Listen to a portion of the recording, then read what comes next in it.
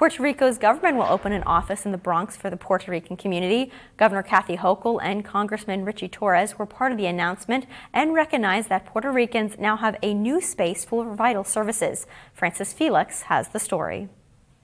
Governor of Puerto Rico Pedro Pierluisi and Governor of New York Kathy Hochul signed a memorandum of understanding to make it easier for Puerto Ricans in that state to process government documents without the need to travel to the island.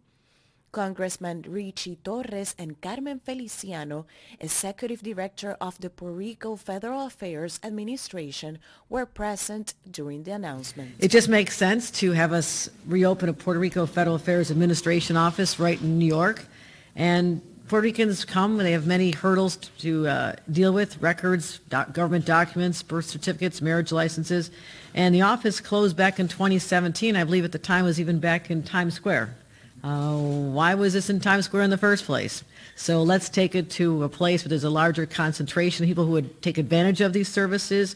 So I'm really looking forward to the brilliant idea, and thank you, Congressman Torres, for that's part of our diner conversation. I remember us having this conversation, but just make it a smart, sensible place where people don't have to travel thousands of miles to get records they need for school or jobs or everyday life. This new office will help ease the burden of locating important records and documents for Puerto Ricans in and around New York. The agreement establishes that Puerto Rico Federal Affairs Administration will be able to use an office inside the New York Department of Labor building, located in the Bronx, to assist Puerto Ricans in the process of requesting and delivering documents such as birth, death, marriage, and support certificates, among others. The office will also serve to validate public documents that can be used abroad and will provide guidance on the procedures and services offered by Puerto Rico's government. Congressman Torres highlighted the importance of these services for the Puerto Rican community in the state of New York.